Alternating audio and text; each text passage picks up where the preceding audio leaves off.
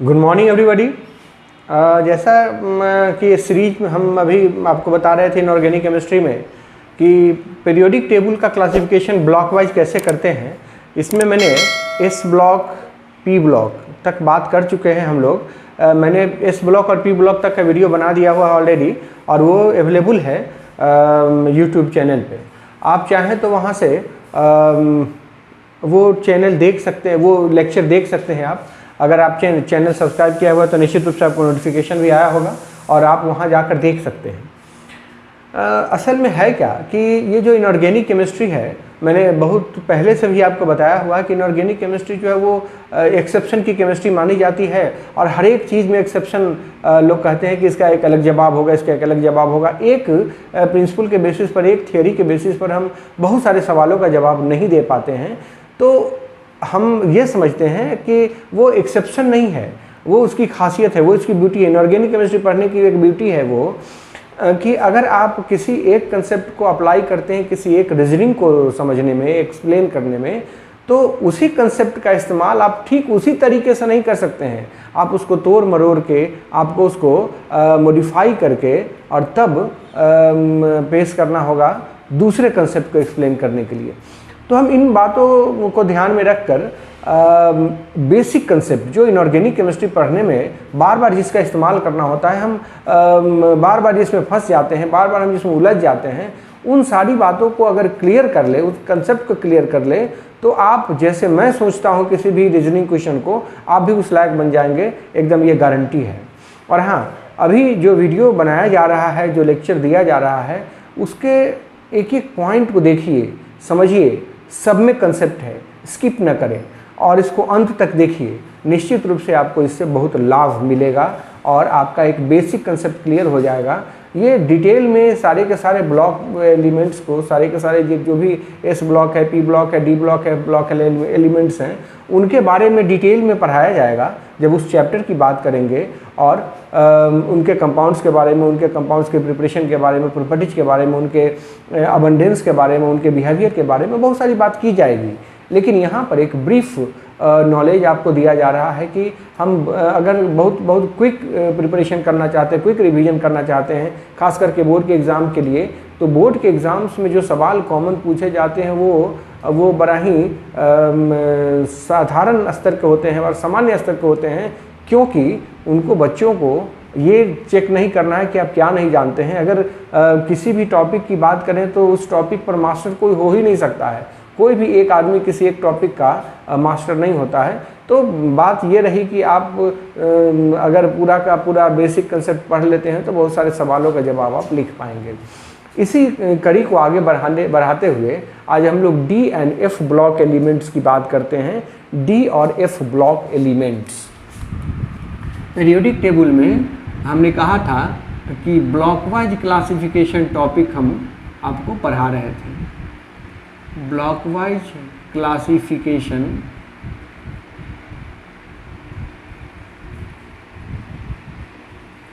Of elements का block wise classification हम लोग पढ़ रहे थे और उसी में एस ब्लॉक, पी ब्लॉक हम लोग पढ़ चुके हैं और आज हम लोगों को पढ़ना है D and F block elements. D and F block elements. बच्चों, मैं आपको एक बात क्लियर कर देना चाहता हूं कि मैंने जब शुरू किया था इस सीरीज को, उस समय बताया था कि हम पीरियोडिक टेबल में एलिमेंट्स को जो रखे हुए हैं वो इलेक्ट्रॉनिक कन्फिग्रेशन के बेसिस पर रखे हुए हैं, उनके इंक्रीजिंग एटॉमिक नंबर के बेसिस पे रखे हुए हैं।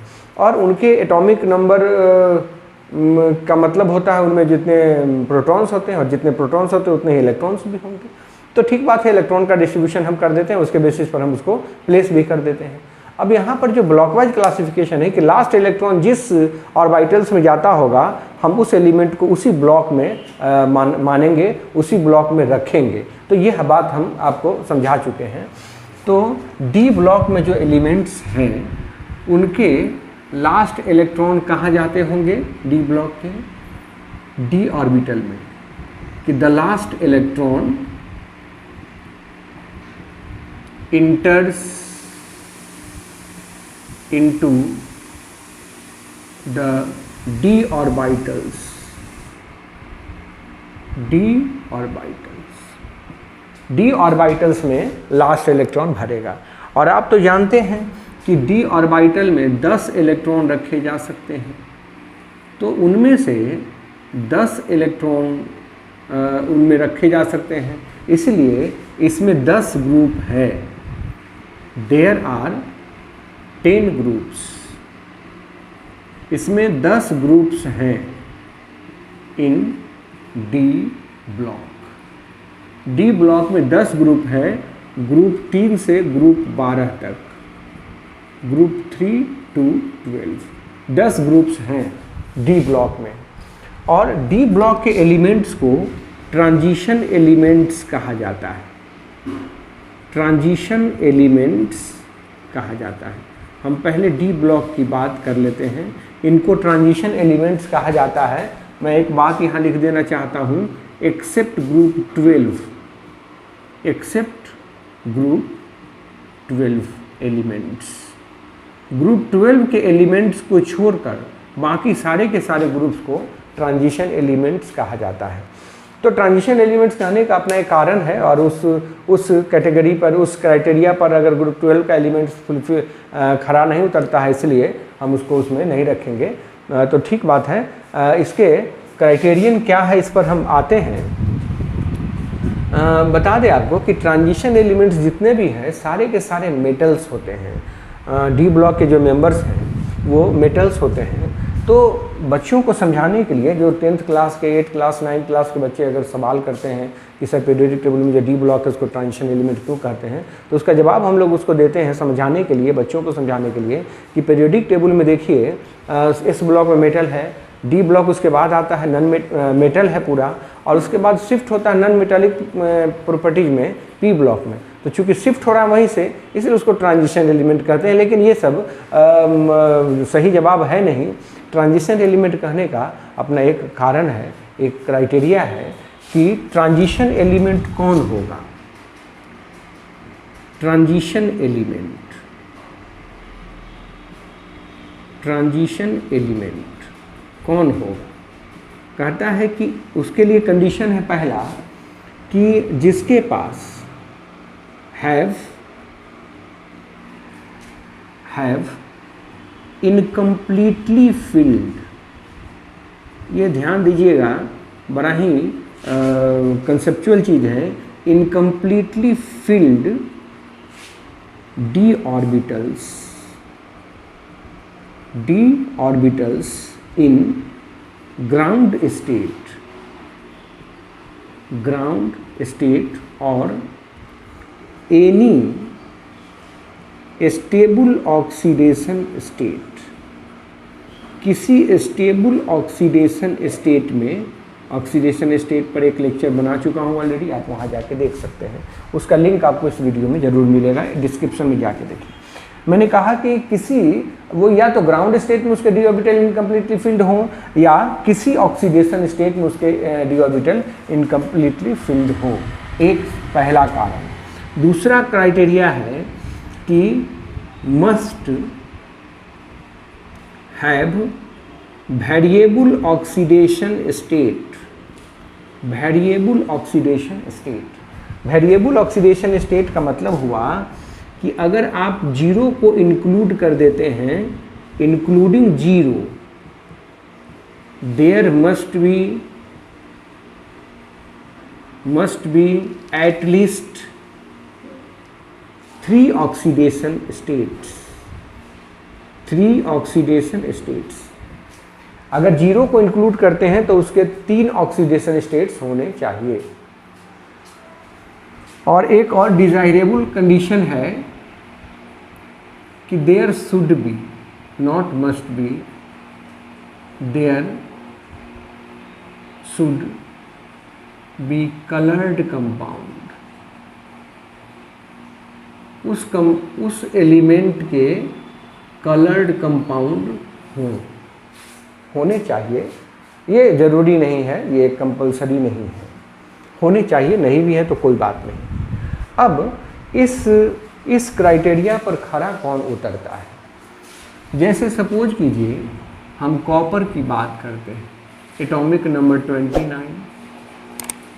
तो अगर आप कॉपर को ग्राउंड स्टेट में कॉन्फ़िगरेशन लिखिएगा, कॉपर का इलेक्ट्रॉनिक कॉन्फ़िगरेशन अगर आप ग्राउंड स्टेट में लिखते हैं 29, तो लिखिएगा ना आर्गन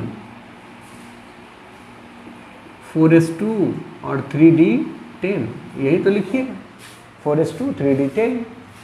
तो यहाँ पर d ऑर्बिटल पूरा पूरा भरा हुआ है, d orbital is completely filled, orbital is completely filled. Ground state में इसका d ऑर्बिटल पूरा पूरा भरा है।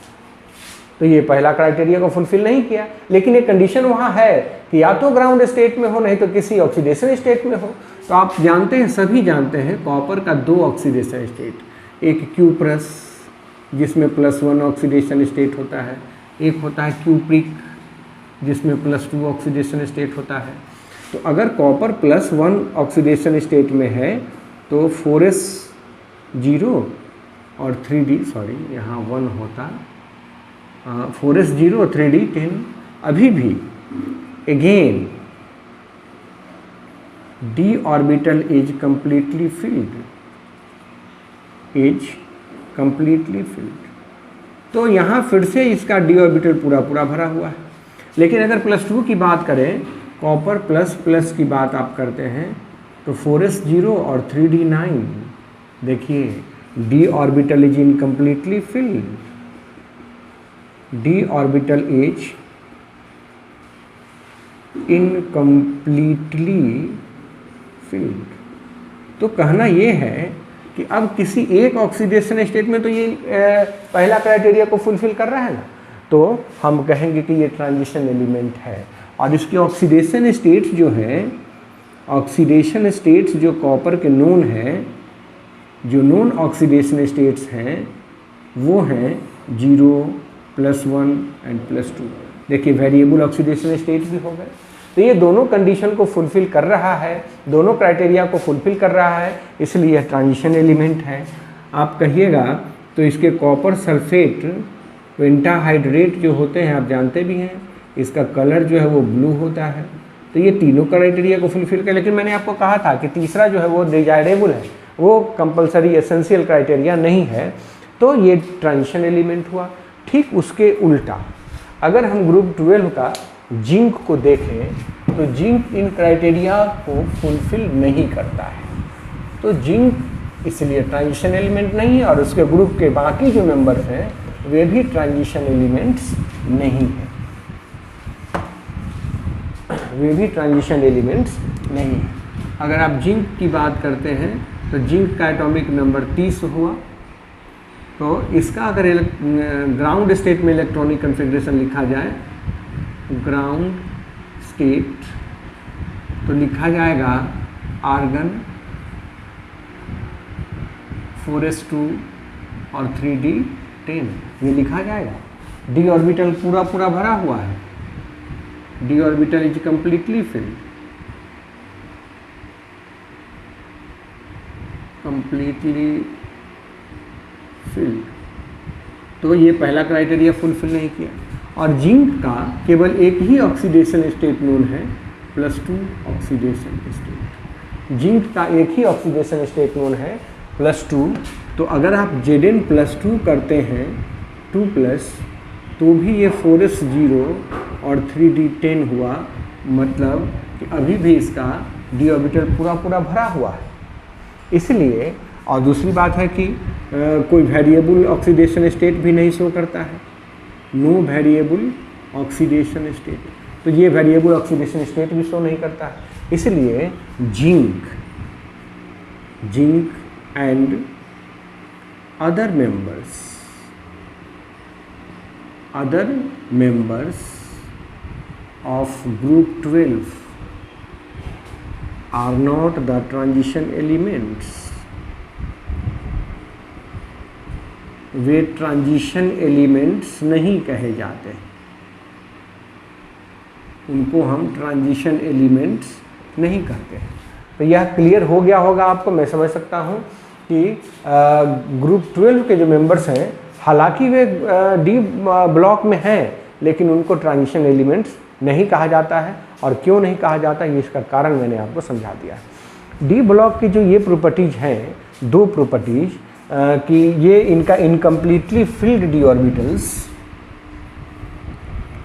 मैंने कहा कि इनकम्प्लीटली फिल्ड डी ऑर्बिटल्स